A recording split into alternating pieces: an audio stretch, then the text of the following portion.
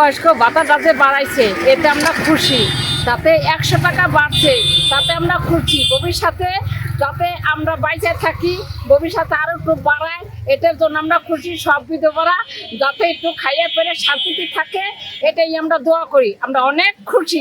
আজকের যে সিগারেটের দাম বাড়ছে তাতে আমাদের অনেক ক্ষতি হয়েছে, কারণ কাস্টমারকে বুঝাইতে পারতেছে না আমাদের কিনা বেশি, তারা ওই আগের রেটে কিনতে চাইতেছে, এতে আমরা খুব ক্ষতিগ্রস্ত। এর জন্য সরকারকে বলি যে এইটার বিষয়ের জন্য একটু গুরুত্ব দেয়। ওয়ালটন আবারও মিলিয়নিয়ার অফারে ওয়ালটন ফ্রিজ কিনে আপনিও হয়ে যেতে পারেন মিলিয়নিয়ার। আমরা যারা ইলেকট্রনিক্স ব্যবসায়ী আছি, এই বাজেটে যে পরিমাণে ইলেকট্রনিক্স পণ্যের উপরে সরকার আরোপিত কর ধরা হয়েছে, এটা আসলে আমাদের ব্যবসায়িকদের জন্য বিশাল বড় ধরনের একটা ক্ষতি।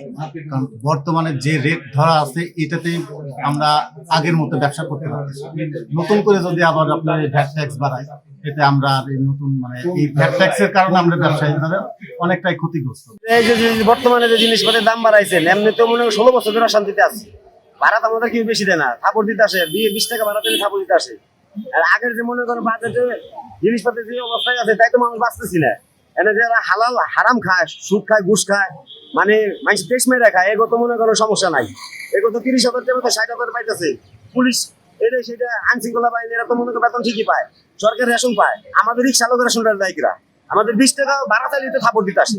তারপরে এখন যদি আবার নতুন করে বাড়ান, তাহলে আমাদের ভাড়াটা বাড়াই দেন। এরকম আপনারা একটা করেন যে রিক্সা লোক ভাড়া বাড়াই দেওয়া লাগবে, আমরা এই টাকাটা মুখে পাই, চুরি করে আনবো নাকি? বাংলাদেশে গত 3 বছর যাবত মোবাইল ফোনের যে পরিমাণ ক্ষতিগ্রস্ত হয়েছে এটা সবাই জানে। তো আমি মনে করি যে যে বাজেট যেটা পেশ করছে, এটা যদি সত্যি মোবাইল ফোনের দাম বাড়ে, সেক্ষেত্রে আমরা ব্যবসায়ীভাবে ক্ষতিগ্রস্ত হবো।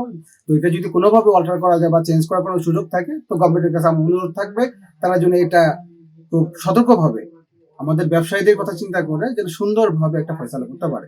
গ্যাসের দাম যখন বাড়তে থাকে তখন আমরা মানুষের কাছে পণ্যটা বিক্রি করতে অনেক সমস্যা হয়, কারণ বাংলাদেশের মানুষ অধিকাংশই গরিব দুঃখী। এরা মানে অনেক দাম দিয়ে কিনতে অনেক তাদের সমস্যা হয় এবং আমাদের বিক্রি করতে অনেক সমস্যা।